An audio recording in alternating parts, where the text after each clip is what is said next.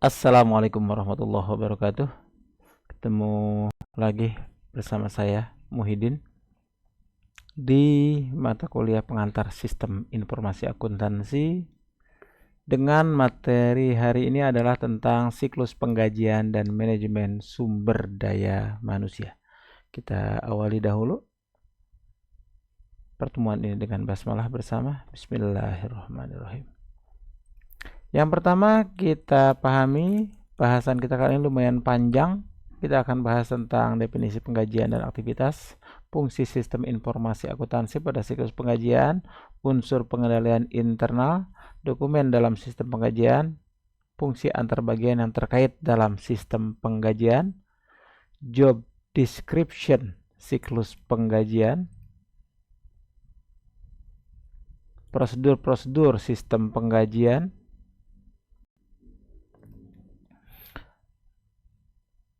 catatan akuntansi yang digunakan, definisi sistem informasi sumber daya manusia, karakteristik informasi dalam sistem informasi sumber daya manusia, sumber data internal dan eksternal, sistem output sumber daya manusia, database sistem informasi sumber daya manusia. Itu bahasan-bahasan kita. Berikutnya, target mata kuliah, mahasiswa mampu membuat siklus penggajian dan manajemen sumber daya manusia. Siklus penggajian dan manajemen sumber daya manusia adalah rangkaian aktivitas yang berkaitan dengan pengelolaan tenaga kerja, termasuk rekrutmen, pelatihan, penugasan, evaluasi kinerja, kompensasi, dan pemutusan hubungan kerja. Definisi penggajian dan aktivitas. Penggajian adalah proses mengatur segala hal yang berkaitan dengan pembayaran upah karyawan dan pengajuan pajak pekerjaan. Siklus penggajian adalah rangkaian aktivitas bisnis dan pemrosesan data yang berulang-ulang terkait dengan pengelolaan pegawai. Fungsi sistem informasi akuntansi pada siklus penggajian. Yang pertama, menyediakan informasi keuangan yang dibutuhkan manajemen, meminimalkan kesalahan perhitungan gaji, mengevaluasi hasil yang diterima perusahaan dengan dana yang dikeluarkan untuk gaji, membantu meningkatkan pengendalian internal, menjamin keadilan dan bebas dari kecurangan dalam penggajian dan pengupahan, mendukung pengambilan keputusan yang tepat. Sistem informasi akuntansi penggajian mencakup fungsi, organisasi, formulir, catatan, dan laporan yang berkaitan dengan pembayaran gaji karyawan setiap bulan. Sistem informasi akuntansi penggajian juga digunakan untuk menangani dan melaporkan transaksi-transaksi yang berkaitan dengan gaji dan upah pegawai. Jadi, sistem informasi akuntansi secara umum berfungsi untuk memproses data akuntansi dan keuangan, serta menghasilkan laporan keuangan yang dapat digunakan untuk membuat keputusan bisnis. Fungsi yang terkait dengan sistem akuntansi penggajian dan pengupahan adalah fungsi kepegawaian, fungsi pencatat waktu, fungsi pembuat daftar gaji dan upah, fungsi akuntansi, dan fungsi keuangan. Berikutnya, unsur pengendalian internal. Struktur organisasi, sistem wewenang, prosedur pencatatan, praktek yang sehat, karyawan yang berkualitas sesuai tanggung jawabnya, dan yang keenam, perlindungan yang cukup terhadap kekayaan, hutang, pendapatan, dan biaya. Dua kontrol internal utama untuk penggajian adalah pemisah tugas dan prosedur otorisasi dan persetujuan. Pemisahan tugas bertujuan untuk memastikan bahwa tidak ada satu orang pun yang memiliki kontrol penuh atas semua aspek penggajian. Bahaya kalau satu orang kontrolnya penuh tak terbatas. Jadi dibatasi, dibuat ke beberapa staf, ke beberapa orang. Sistem pengendalian internal sangat diperlukan untuk melakukan pengecekan terhadap sistem akuntansi penggajian. Dokumen dalam sistem penggajian ada beberapa, ini tergantung ya, nanti ada yang kurang dari sini, ada juga yang lebih, tergantung kebutuhan. Contoh misalkan beberapa contoh: daftar hadir, kartu jam kerja, daftar gaji dan upah, rekap daftar gaji dan upah. Ini ada beberapa yang bisa jadi di saya dibuat 2 judul, tapi ternyata di tempatnya dia bisa jadi hanya satu kesatuan. Misalnya di daftar hadir dengan kartu jam hadir itu jadi satu kesatuan. Surat pernyataan gaji dan upah yang ketujuh, amplop gaji dan upah, bukti kas keluar, jurnal umum, kartu harga pokok. Selain itu, petugas juga perlu mengeluarkan dokumen pendukung perubahan gaji dan upah, seperti surat keputusan pengangkatan karyawan baru, kenaikan pangkat, perubahan tarif upah, pemberhentian sementara, dan pemindahan. Slip gaji merupakan dokumen formal yang dikeluarkan perusahaan setiap bulan untuk memberikan rincian upah kepada karyawan. Rincian upah tersebut meliputi gaji pokok, tunjangan, dan insentif. Fungsi antar bagian yang terkait dalam sistem penggajian. Fungsi kepegawaian bertanggung jawab untuk mencari, menyeleksi, dan menetapkan karyawan baru. Fungsi pencatatan waktu bertanggung jawab untuk memelihara catatan kehadiran karyawan. Fungsi pembuat daftar gaji bertanggung jawab untuk membuat daftar gaji yang berisi penghasilan kotor dan potongan karyawan. Fungsi akuntansi bertanggung jawab untuk mencatat kewajiban yang timbul terkait pembayaran gaji. Fungsi keuangan bertanggung jawab untuk menulis cek pembayaran gaji dan upah, menguangkan cek dan memasukkan uang tunai ke dalam amplop gaji. Ini bisa jadi satu orang, 2 fungsi, 3 fungsi, menyesuaikan dengan memang berapa banyak yang disiapkan, berapa karyawan yang harus disiapkan data-datanya. Dokumen yang digunakan dalam sistem penggajian antara lain daftar hadir, daftar gaji upah, rekap daftar gaji dan upah, surat pernyataan gaji dan upah, bukti kas keluar, misalnya bon permintaan uang, dan lain sebagainya. Untuk job description siklus penggajian, petugas absensi menjaga bagian cek log dan fingerprint, mengecek absensi karyawan, membuat daftar presensi karyawan, membuat daftar lembur karyawan. Manajemen SDM membuat daftar gaji karyawan, membuat daftar upah lembur karyawan. Siklus penggajian atau siklus payroll adalah rangkaian aktivitas bisnis yang berulang dan pemrosesan data terkait dengan pengelolaan pegawai di perusahaan. Aktivitas dalam siklus penggajian meliputi rekrutmen, pelatihan, penggajian, evaluasi, pemberhentian karyawan, pembayaran gaji dan upah, penyusunan laporan internal. Untuk mempermudah pekerjaan, perusahaan dapat menggunakan teknologi atau aplikasi. Prosedur sistem penggajian. Prosedur dalam sistem penggajian secara umum meliputi pencatatan waktu hadir. Prosedur ini bertujuan untuk mengetahui apakah karyawan bekerja dalam waktu normal atau overtime. Pencatatan waktu hadir dapat dilakukan dengan menggunakan mesin fingerprint atau aplikasi presensi. Pencatatan waktu kerja. Prosedur ini digunakan untuk menentukan dasar pembebanan biaya tenaga kerja. Pembuatan daftar gaji dan upah. Prosedur ini membuat daftar gaji dan upah karyawan. Pembayaran gaji. Setelah gaji dibayarkan, karyawan akan menerima SPPG sebagai bukti penerimaan gaji. Pengumpulan dan validasi data. Prosedur ini dilakukan untuk mengumpulkan dan memvalidasi data yang diperlukan untuk menghitung gaji bersih. Pelaporan. Prosedur ini dilakukan untuk melaporkan penggajian. Prosedur penggajian di setiap perusahaan dapat berbeda-beda, tergantung pada kebijakan perusahaan. Beberapa kebijakan yang dapat mempengaruhi prosedur penggajian diantaranya kebijakan cuti, tunjangan, presensi karyawan, dan struktur skala upah.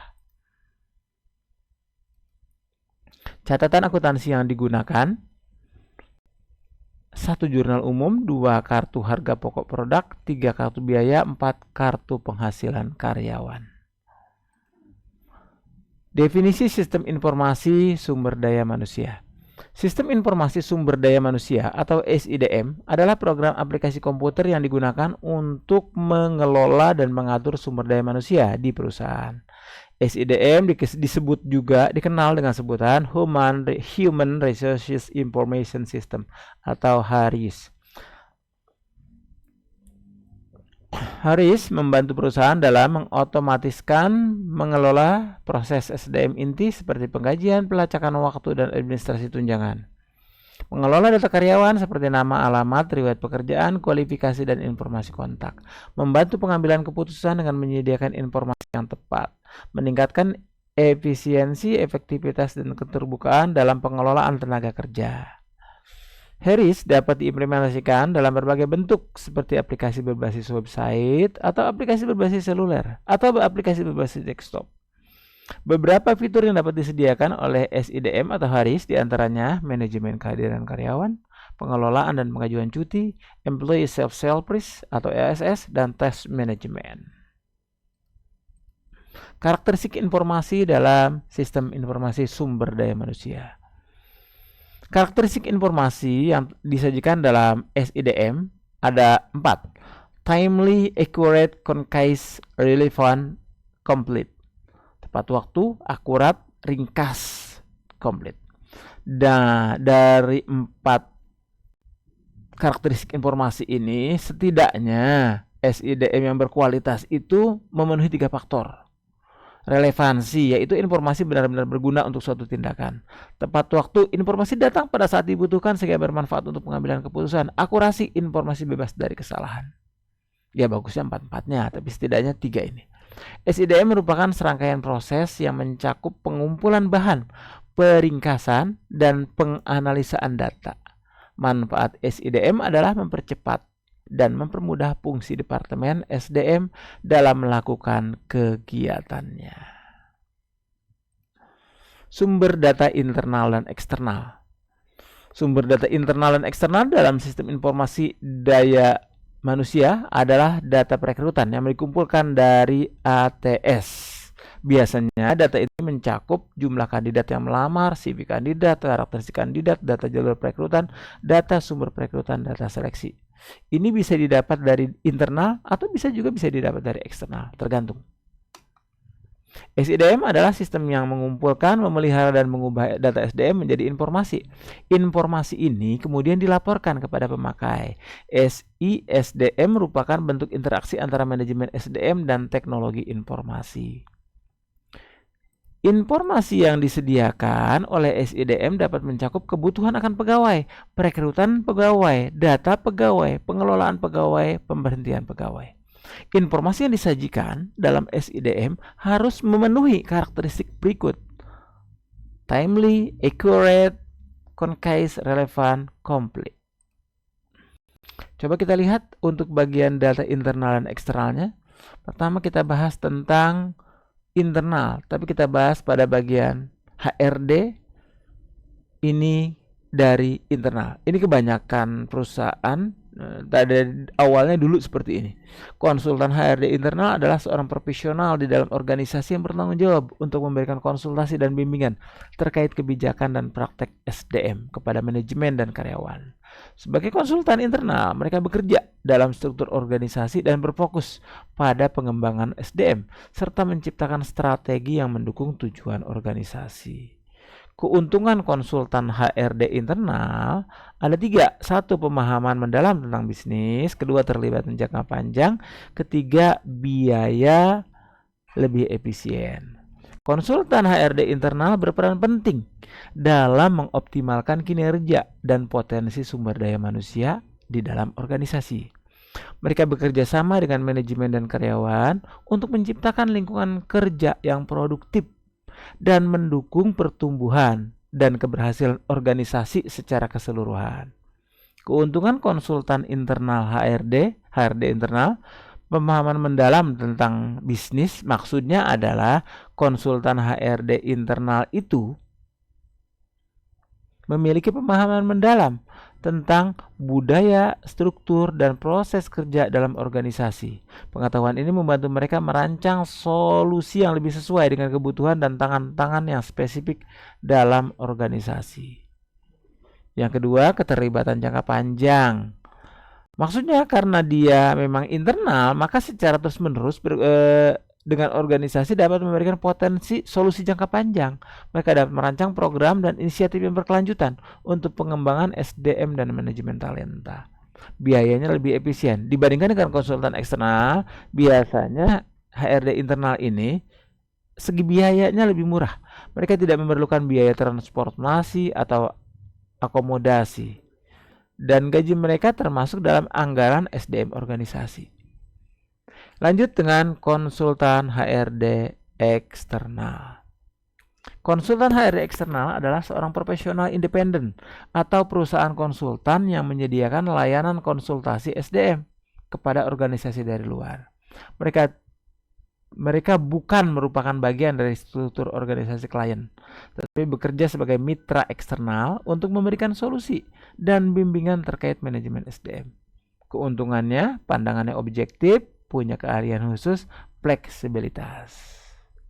Konsultan HRD eksternal biasanya memiliki spesialisasi dan keahlian tertentu dalam berbagai aspek pengelolaan SDM. Mereka dapat membantu organisasi yang tidak memiliki SDM atau keahlian internal yang memadai dalam hal pengelolaan SDM. Konsultan HRD eksternal dapat menjadi mitra strategis yang berharga bagi organisasi dalam menghadapi berbagai macam tantangan SDM. Dengan membawa keahlian dan perspektif dari luar, mereka dapat membantu organisasi mencapai tujuan bisnis dan meningkatkan kinerja karyawan secara efektif. Kita bahas keuntungannya satu persatu. Pertama, katanya pandangan objektif. Maksudnya adalah karena HRD eksternal ini membawa pandangan dan pengetahuan luar yang objektif terhadap situasi di dalam organisasi. Mereka dapat memberikan sudut pandang baru dan pemikiran inovatif yang mungkin tidak terpikirkan oleh karyawan atau manajemen internal. Kemudian memiliki keahlian khusus. Konsultan HRD eksternal memiliki keahlian dan pengalaman khusus dalam berbagai aspek pengelolaan SDM. Mereka membawa keahlian spesifik seperti perubahan organisasi, evaluasi kinerja, dan perencanaan suksesi. Keahlian ini dapat membantu organisasi mengatasi tantangan khusus dan implementasi solusi yang efektif. Terakhir, fleksibilitas. Maksudnya adalah organisasi dapat menggunakan jasa konsultan eksternal ini sesuai dengan kebutuhan dan kegiatan tertentu. Mereka dapat dipekerjakan untuk proyek sementara atau berkelanjutan. Jadi kalau hanya ada proyek aja nih 6 bulan, udah. Setelah itu nggak ada lagi misalnya. Itu bisa. Dan organisasi dapat memperbesar atau memperkecil tim konsultan sesuai dengan skala pekerjaan yang dibutuhkan. Oh, butuh 10 orang, oh butuh 5 orang, oh butuh 1 orang, oh butuh 100 orang. Mereka bisa sesuaikan dengan kebutuhan. Sehingga perusahaan tidak berkewajiban untuk mempertahankan hubungan kontrak jangka panjang. Itu yang dimaksud dengan fleksibilitas. Berikutnya, sistem output sumber daya manusia. Sistem output sumber daya manusia atau Human Resources Information System memiliki beberapa subsistem. Yang pertama, subsistem perencanaan pekerja, perekrutan, manajemen angkatan kerja, tunjangan, berisi informasi tentang penggajian dan kompensasi. Kemudian subsistem benefit, lalu pelaporan lingkungan yang berisi tentang informasi tentang keluhan, kecelakaan, kesehatan karyawan, dan lingkungan kerja. Jadi SISDM ini merupakan serangkaian proses yang mencakup pengumpulan, peringkasan, dan analisis data. SISDM juga memiliki beberapa manfaat, diantaranya mempercepat dan mempermudah fungsi Departemen SDM, menyederhanakan tugas administrasi HR, menggabungkan data karyawan dan aktivitas SDM menjadi satu, membuat perencanaan SDM lebih strategis. Berikutnya tentang database SISDM. Database SISDM atau HARIS adalah sistem yang berfungsi untuk menyimpan dan mengelola data karyawan dan organisasi perusahaan. Data yang disimpan dalam database SISDM mencakup data pegawai, data non-pegawai, data perorangan. Database SISDM dapat membantu perusahaan dalam meningkatkan efisiensi dan perencanaan sumber daya manusia. Beberapa manfaat dari database SISDM antara lain mengorganisir data karyawan dan perusahaan sehingga mudah dilacak dan diperbarui, menyederhanakan tugas administrasi HR, memberikan wawasan kepada tim SDM untuk pengambilan keputusan yang lebih baik. Beberapa contoh database sumber daya manusia dari lingkungan antara lain database perusahaan eksekutif, database universitas, database agen tenaga kerja, database akses umum, bank, pekerjaan, perusahaan. Referensinya ini dan Demikian materi kita pada pertemuan kali ini. Semoga bermanfaat. Kita sempurnakan dengan hamdalah. Alhamdulillahirabbil alamin. Astagfirullah, astagfirullah, astagfirullah. Subhanaka Allahumma wa bihamdik asyhadu an la ilaha illa anta astaghfiruka wa atubu ilaik. Assalamualaikum warahmatullahi wabarakatuh.